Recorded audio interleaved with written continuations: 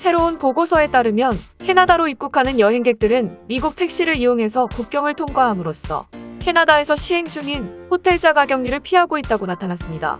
CBC 뉴스는 항공으로 입국할 경우 최소한 3박 이상 숙박을 해야 하는 호텔 자가격리 때문에 일부 택시 서비스가 활기를 띠고 있다고 밝혔으며 육지를 통해 캐나다로 입국하는 경우에는 호텔 자가격리를 필요로 하지 않습니다. 그러나 비필수 업종 입국자들은 입국 방법에 관계없이 2주 동안 격리를 해야 합니다. 캐나다와 미국 국경은 여전히 폐쇄되어 있는 반면 택시는 필수 서비스로 간주되어 운행을 할 수 있습니다. 캐나다 정부 홈페이지는 이런 방법으로 호텔 자가격리를 피하는데 특정한 벌금이 있는지 명확하게 나타나 있지 않습니다. 하지만 캐나다에서 여행 제한 규정을 준수하지 않는 경우 벌금 및 징역으로 이어질 수 있습니다. 캐나다 입국 시 주어진 규정을 지키지 않을 경우 최대 75만 달러의 벌금이 부과될 수 있으며 다른 사람의 사망하거나 심각한 피해를 초래할 경우 최대 100만 달러의 벌금을 받을 수도 있습니다. 다음 뉴스입니다. ICBC가 보험 변경으로 인해 발생한 환급금 지급을 4월 말까지 완료할 예정이라 밝혔습니다. ICBC가 환급금을 돌려줘야 하는 운전자 수는 약 286만 명으로 환급금 총 금액은 6억 불인 것으로 알려졌습니다. 원래는 3월 중순까지 모든 수표를 우편으로 붙이려고 했으나 수표인 취소 및 배포 예정인 하청업체가 사이버 테러를 당해 연기되었습니다. ICBC 측에 따르면 4월 8일 기준으로 약 94만 개의 수표가 지급된 것으로 알려졌습니다. ICBC는 남은 수표들 역시 보안에 특별히 더 신경 쓰며 안전하게 송부할 예정이라고 전했습니다. 이번 환급금은 일회성으로 5월 1일부터 새롭게 바뀌는 보험요금과 기존 보험료의 차액을 돌려받는 것입니다. 환급금 수혜 대상은 2020년 4월 1일부터 9월 30일 사이에 보험을 가입 또는 갱신한 사람들이며 보험을 취소한 분들은 일부 금액만 환급받게 됩니다. 마이크 파너스 BC주 공공안전부 장관은 2월 초 자동차 보험 환급금은 평균 약 190불이 될 것이라며 수혜 대상 중 80%가 50불에서 300불 사이의 환급금을 받을 예정이라고 전한 바 있습니다. 다음 뉴스입니다.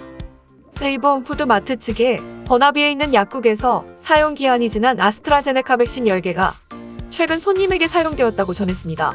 세이버홈푸드 측의 성명문에 따르면 해당 백신은 원래 사용기한이 지난 2일까지였으나 5일에 사용된 것으로 밝혀졌습니다. 세이버홈푸드 측은 문제를 찾자마자 즉시 접종하신 분들에게 연락을 드렸다며 해당 백신을 접종받은 손님들께 대단히 죄송하단 말씀드린다고 전했습니다. 또 이번 일을 타산지석 삼아 백신 운영 과정 및 관리 지침을 개선 및 강화하여 다시는 반복되지 않도록 하겠다고 덧붙였습니다. 세이버홈푸드 측은 기한이 지난 백신을 맞은 접종자들에 대한 백신 일정도 의료 전문가들과 상의하여 제대로 백신 효과를 볼 수 있도록 할 예정입니다. 다음 뉴스입니다. 밴쿠버 학군이 코로나19 증상을 보이는 학생들이 집에서 검사를 받을 수 있도록 학교에서 코로나19 검사 키트를 배포하겠다 밝혔습니다. 학생들은 코로나19 의심 증상이 생기면 가급령 검사 키트를 학교에서 받아 집에 가서 샘플을 채취한 뒤 검사 키트에 안내된 장소들 중 하나로 가서 제출하면 됩니다.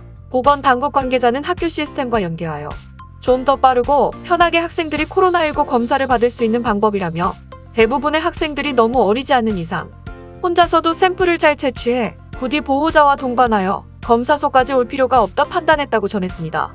현재 BC주는 보호자가 매일 학생이 코로나19 증상이 없는지 등하교 전후로 확인해야 하며 만약 등교 전에 코로나19 의심 증상이 보인다면 그날은 학교를 가지 않도록 조치하고 8일 일에 문의하여 검사를 받아야 하는지 말아야 하는지 지시를 받아야 합니다. 밴쿠버 학군에 있는 초등학교 및 중고등학교에 각각 12개 키트가 배송되었으며 추후 계속해서 공급할 예정입니다. 보건당국은 밴쿠버 학군을 시작으로 점점 더 해당 프로그램을 확장해 나가겠다 밝혔습니다. 다음 뉴스입니다. 프레이저 밸리에서 가장 유명한 축제 중 하나로 꼽히는 칠리왁 튤립 축제가 4월 11일에 오픈한다는 소식입니다. 하지만 안타깝게도 올해는 코로나19 유행으로 인해 칠리왁 현지 주민들의 방문만 받겠다고 선언했습니다. 칠리왁 튤립 축제는 지난 2006년부터 해마다 시작된 축제로 20에이커나 되는 넓은 땅에 25종류의 튤립 수백만 송이를 보실 수 있습니다. 또 예쁜 사진을 찍을 수 있도록 사진 찍는 장소들도 있고 집에 가실 때 튤립을 사갈 수도 있습니다. 주최 측은 다시 축제를 열 수 있게 되어 기쁘다면서도 코로나19 확산 방지를 위해 추후 공지가 있기 전까지는 현지 주민들만 방문객으로 받고 방역 수칙도 철저히 지키며 운영할 것이라 전했습니다. 칠리왁 튤립 축제는 코로나19 확산 방지를 위해 정원도 기존의 25%로 줄이고 마스크 착용 의무화, 손 소독제 비치 등의 정책을 도입했으며 사람들 손이 많이 닿는 곳들은 주기적으로 소독하고 있습니다. 주최 측은 마스크는 항상 쓰고 있어야 하며 포토존에서 사진을 찍으실 때는 다른 사람들과 물리적 거리를 유지한다는 전제하에 잠깐 벗고 찍으셔도 된다고 설명했습니다. 티켓은 온라인으로만 판매됩니다. 다음 뉴스입니다. 욕지역 공중보건은 번에 위치한 네일 한 손이를 방문했던 사람들 중 확진 위험이 있는 84명을 확인했습니다.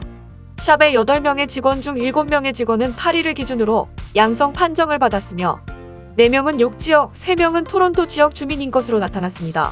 이 샵은 3월 26일 오후 1시에 문을 닫고 현재 조사 중에 있습니다. 공중보건은 이 샵을 방문한 고객 리스트가 제대로 정리되어 있지 않아 확진 가능성이 있는 모든 사람들에게 연락하는 일이 어렵게 되었다고 밝혔습니다. 3월 23일에서 26일 사이에 8099 웨스턴 로드에 위치한 이 샵을 찾은 고객들에게는 14일간의 자가격리 후 증상이 나타난다면 바로 검사를 받도록 안내하고 있습니다. 다음 뉴스입니다.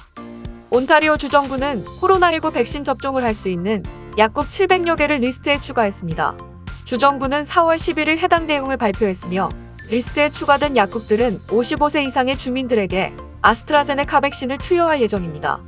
이로써 온타리오주 내에서 1,400곳이 넘는 약국에서 코로나19 백신을 접종할 수 있습니다. 온타리오 주정부는 4월 말까지 100여 군데의 약국을 리스트에 더 추가할 계획이라고 밝혔습니다.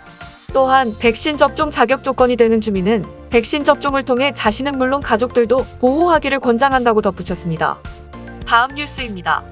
TTC는 보다 다양하고 포괄적인 회사가 되기 위해 노력해왔으며 여기에는 조직적인 인종차별이 일상 업무에서 어떻게 작용하는지를 검토하는 것이 포함되어 있었습니다. 그리고 진행한 검토에서 요금 조사관에 의해 누가 저지당하고 있는지를 볼 때 심각한 인종적 불평등이 있다는 것을 발견했습니다. T사의 연구원들이 10년 동안 고객 데이터를 조사한 새로운 보고서에 따르면 흑인과 원주민 탑승자들은 과잉 대표가 되어 요금 확인과 기타 안전 및 보안 문제 모두에 대해 다른 통근자들보다 더 자주 주의를 받고 요금을 부과받았다고 합니다.